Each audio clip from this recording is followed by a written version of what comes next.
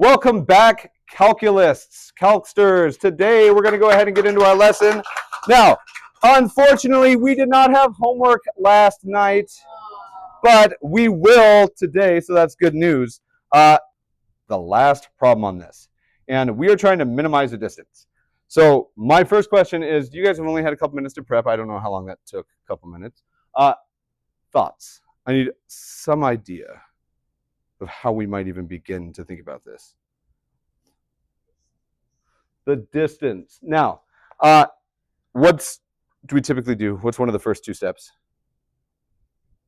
Yesterday when we did the one with this box or the rectangle embedded within or inscribed, how did we know that, like, how to make sense and think about it? We drew a picture. Can we draw a picture of this?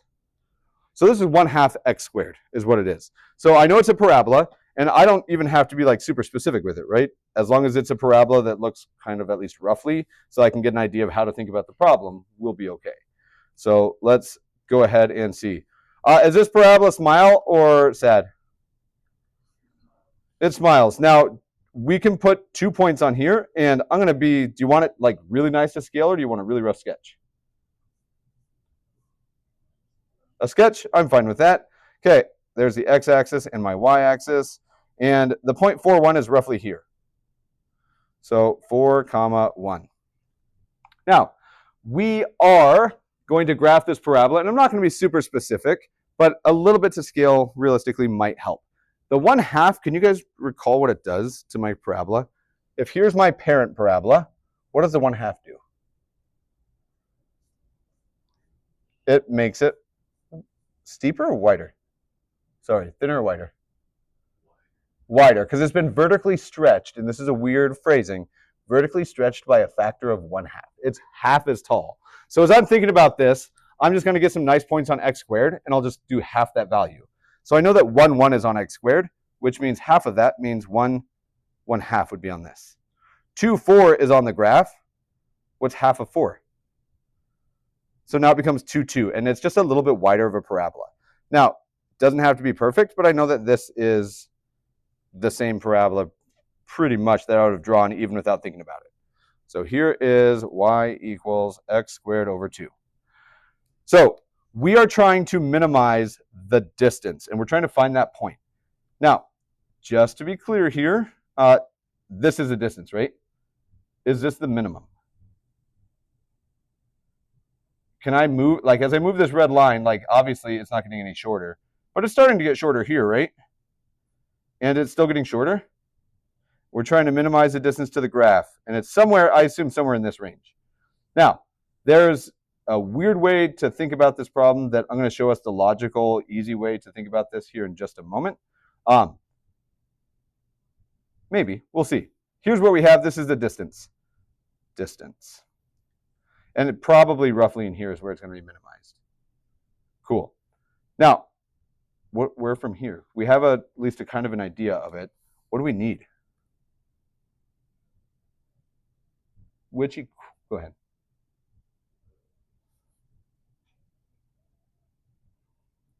Look back at any of the other problems. Once we have the picture, what did we write?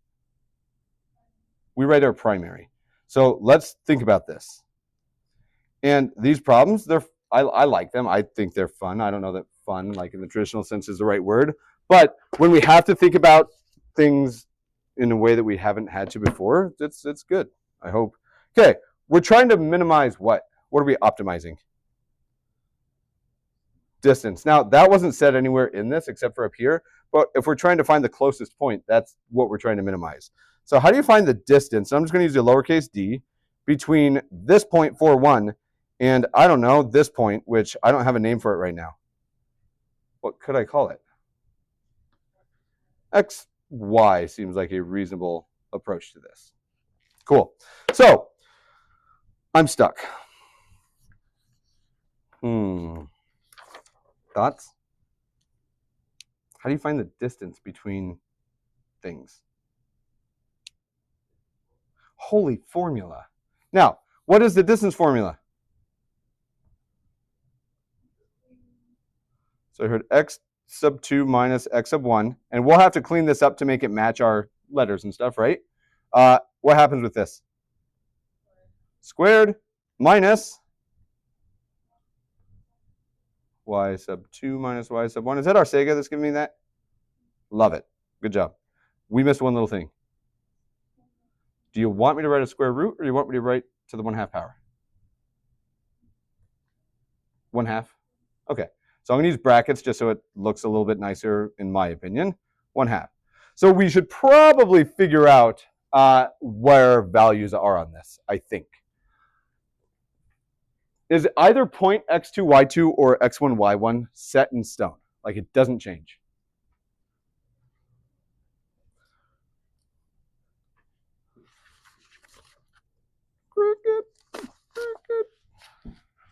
Either point, do we know any point that's not going to move?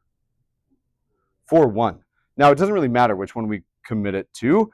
Is 4, 1 going to be x1, y1 or x2, y2? x2, y2, like it doesn't matter, realistically. You could use x1, y1. But if we choose x2, y2 only because of how we've written this, then we just get to keep it 4 and 1, and we don't have to worry about negative stuff. So if this, and I'm going to go ahead and add some stuff here, if we call this x2, y2, can we just call this one the same as x1, y1? Like, we don't need subscripts if we just have x's and y's. Or, like, sorry, my phone's on silent. My bad. Okay, so let's rewrite this a little bit then. This is the square root of, what are we going to use instead of x2? 4 minus, now I could say x1, but if I have this written, do I really need the subscript? And you can use it, but for me personally, and it might not be the same for you, if I have subscript stuff, I get more lost because there's more stuff to keep track of. I think it's easier if we can just call this x. So for there's some x value, we're 4 minus x squared minus, what's y2? 1 minus y squared. There's some x value where that gets minimized. Now, what is wrong with my primary equation? Dang two variables, which if you haven't been doing this, I would encourage you to try. But notice I never say d of what until we get that primary equation. And that's what, in my head, even if I don't write the primary and the true primary stuff, that's how I decide that, yep, this is my primary, because I can see it's one variable. I need this in one variable. If only there was some other equation that I could use to find out what a variable is. Whoa, look at that. I have it already written. My secondary, I think, is just given to me. Y equals x squared over 2. How do I use this?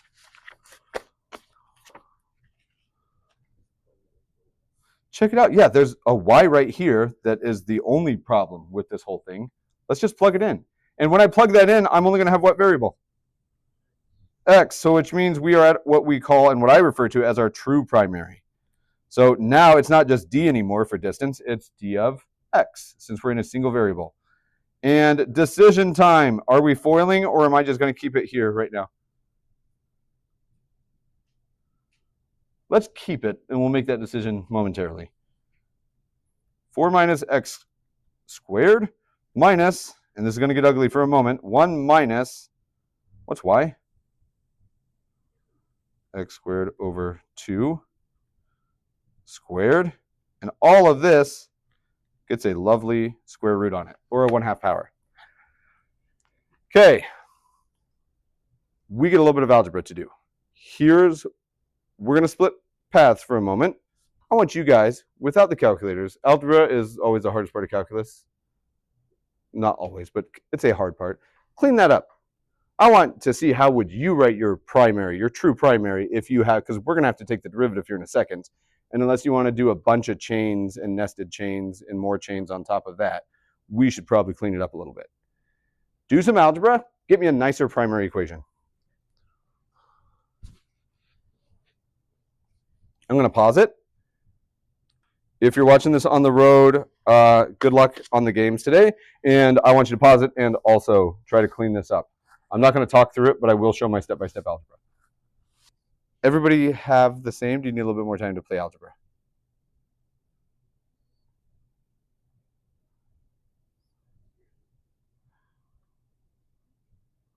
All right, so I'm gonna give it like another 60 seconds or so because people are clearly still thinking.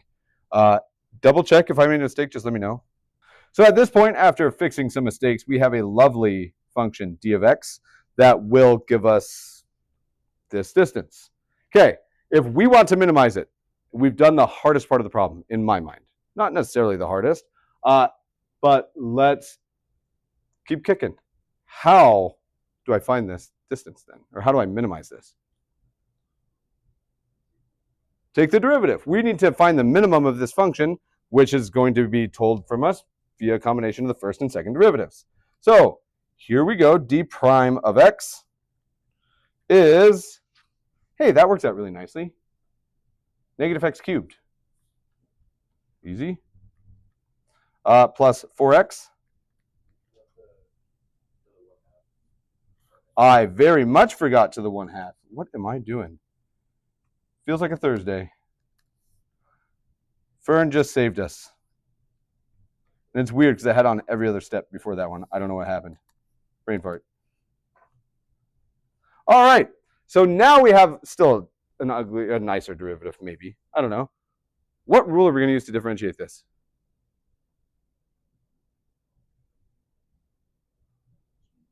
Chain rule, for sure. The outside is the 1/2, right?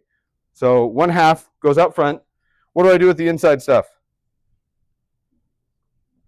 Yeah, nothing. Don't touch it. You can look at it. You're going to write it again, but you're not going to change anything. 2x squared minus 8x plus 15. To what power? The negative 1/2. And we're going to multiply by something.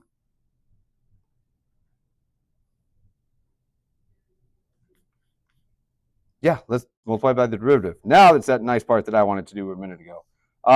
Negative 4x cubed over 4 is just negative x cubed. And now it's going to be a nice one. Plus 4x minus 8.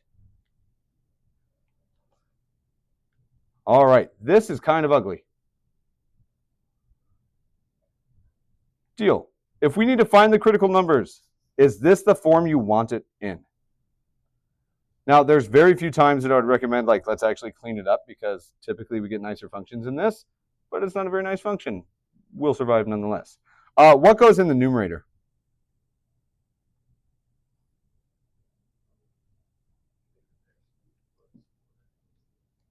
Plus 4x minus 8 over, there's a 2, and then only now that I don't have to differentiate it from this form, because I'm going to use this form to differentiate it, I think, we're just going to write it like this. X to the 4th over 4, negative x to the 4th over 4, rather, plus 2x squared minus 8x plus 15. All right, so we have d prime at this point in time. What's the point of us finding, that's a 4. It looks like a 9, but it's a 4. What's the point of us finding d prime? Okay, I'm just going to turn that down.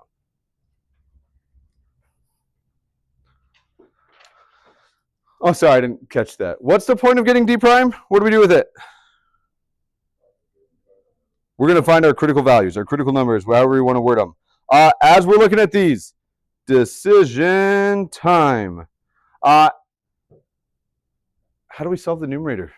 Do we do it by hand and review some good old-fashioned algebra, or do we just ask our calculator for the 0? In hindsight, if we're going to commit to the calculator now, maybe we should just use it initially. But here we are, whatever. Find me the zeros of the numerator. Because this fraction is 0 when the numerator is 0. So just ask just the numerator. We don't have to deal with the whole thing.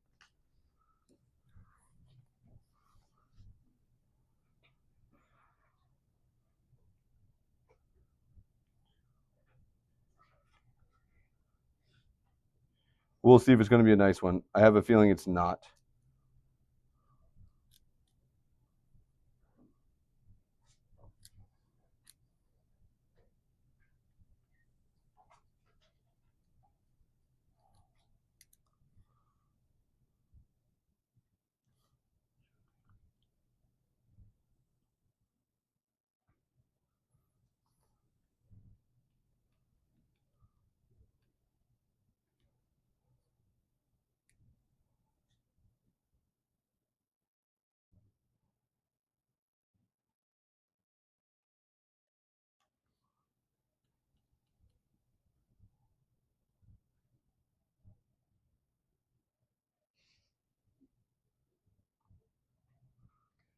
Oh, you guys are going to hate me because I've realized why everything was getting all weird. We'll get there in a second.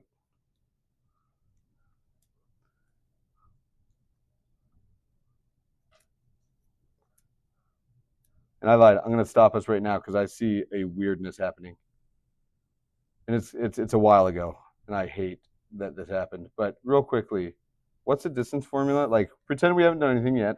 For now, just hold off here. What's the distance formula between 2 points?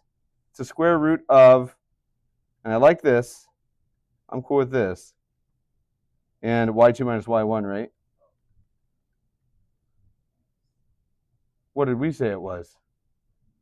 It's not minus. And I didn't notice it initially. And if you said plus, whoever, or maybe nobody even said it, I'm looking at this trying to make sense of why this is so ugly because I wasn't expecting it to be awful. It shouldn't be awful. Huh. Well, you know what we do when this happens? We try again. Terribly sorry I didn't notice it. I could not figure out why stuff was coming out wonky. Now, not everything's, I saw somebody making eraser movements. You can, but here's the deal. Not everything that we've done has been for naught. Because only thing that changes, this is still the same. These expressions are still the same, but this is a plus sign all of a sudden. That's all that changes. So I'm still going to hop in. I'm going to use these quantities, but we're just going to change this to a plus, which is going to change all this part. So weird that it was coming out strange. Could you guys tell the problem is getting harder and harder and grosser and grosser? Now, I'll tell you, it shouldn't. If we're doing a problem, it should be getting easier. And sorry that it took me so long to see that there was something wrong with it. It was on purpose. All right. So that's not true at all. That was straight up mistake. But so is life.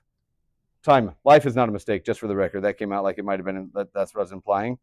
Life has mistakes. All right. So let's check it out. Let's try again and see if we can't make this a little bit nicer. Round 2. D of x. It is still going to be this mess, 16 minus 8x plus x squared. And I'm not going to keep it in parentheses, but it's plus. And this is, I think, going to make stuff nicer. And let's just see what happens. 1 minus x squared plus x to the 4th over 4.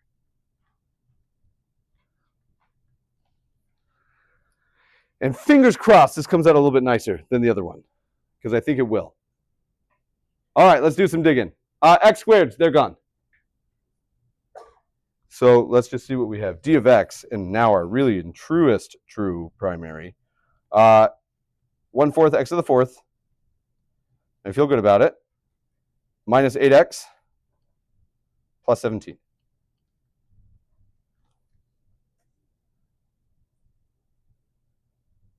And I just want to check. I don't think so, but did anybody notice we had made the mistake on the distance formula early and you just thought that, oh, I'm not going to be right? So what should you do, Aisha, if that happens? Please do. Like, it, not terrible. Like, we just burned 10 minutes, but we got some good algebra practice. Sunny side. All right. Now this problem's nicer. What should we, to the 1/2 still? D prime is a little bit nicer in this problem. And Angel, I don't know if you were here the other day when I made this comment.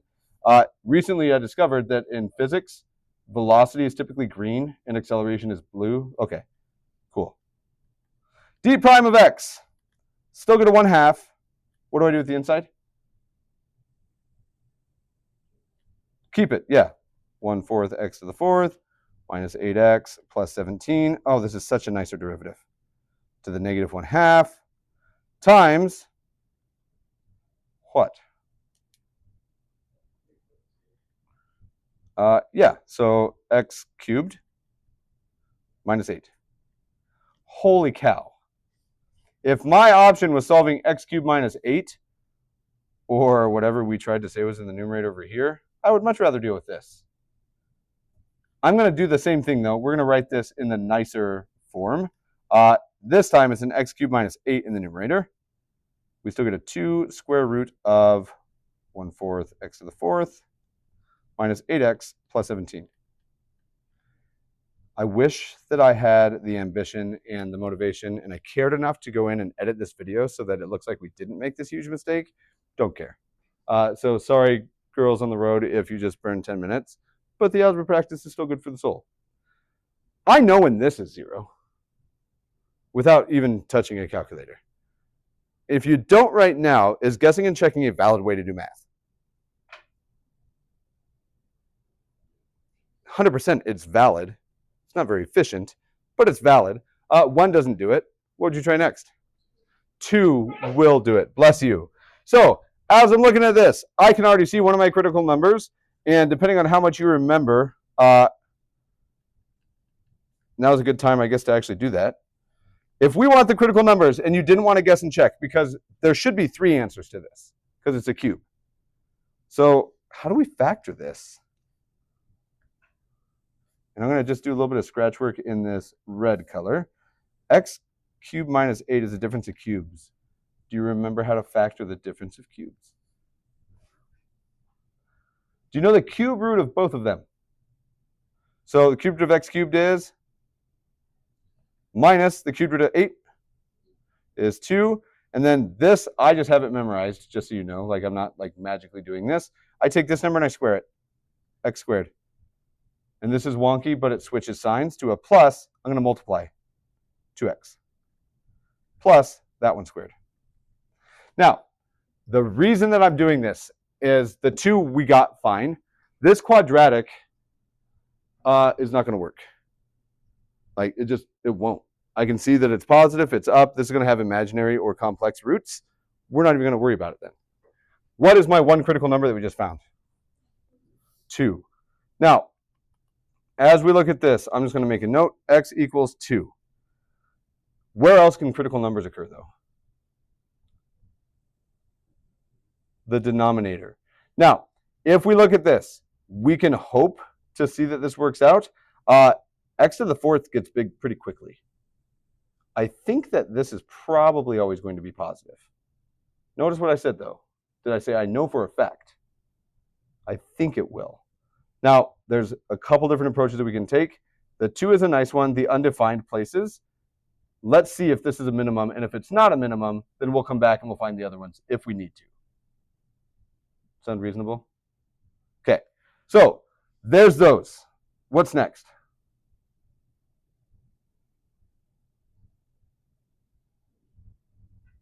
One more time, because I was super quiet.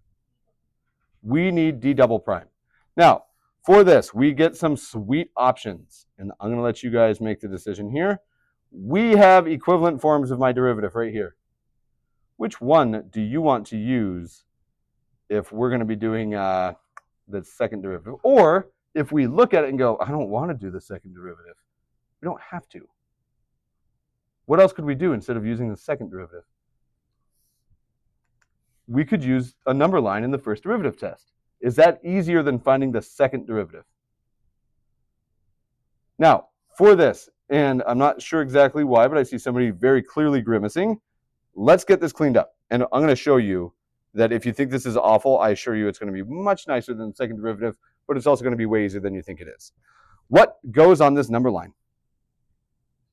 Right now it's just 2, right? There's a couple more numbers that could be out there, but 2 for sure. Okay, pick something less than 2. 0. So I'm going to, real quickly, I don't really care about the actual number, but I'm going to do some scratch work underneath. I'm not going to mark it, but if we try to do d prime of 0, are you plugging into the first or the second form? Second, 100% of the way. I don't care about the number, I just care about the sign. If I plug in a 0 into this numerator, 0 minus 8 is a negative number over, let's see here, 0 minus 0 plus 17, 2 root 17, positive or negative? Positive, which means this was negative, which means my function was louder, decreasing. Is that a good sign for a minimum? Oh, it's a wonderful sign. This looks like it could be a minimum, as long as it's positive here. Pick any number here.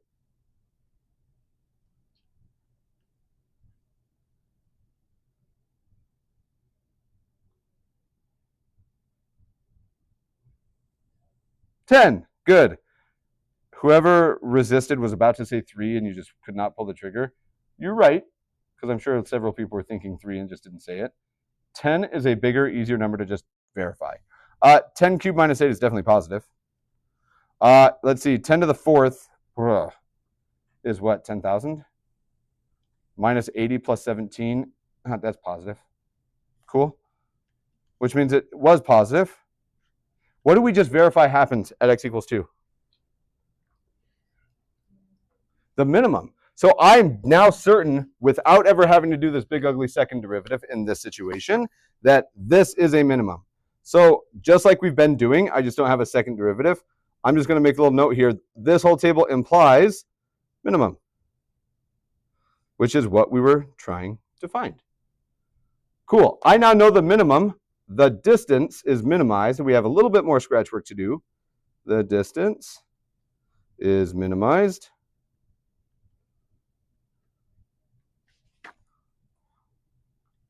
And before I really commit to writing this answer, I'm going to make sure I reread the problem so I can see what it's asking.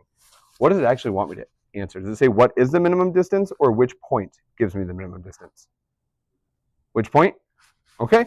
The distance is minimized between 4, 1, that ordered pair, 4, 1, and y equals x squared, I can't see it anymore, x squared over 2.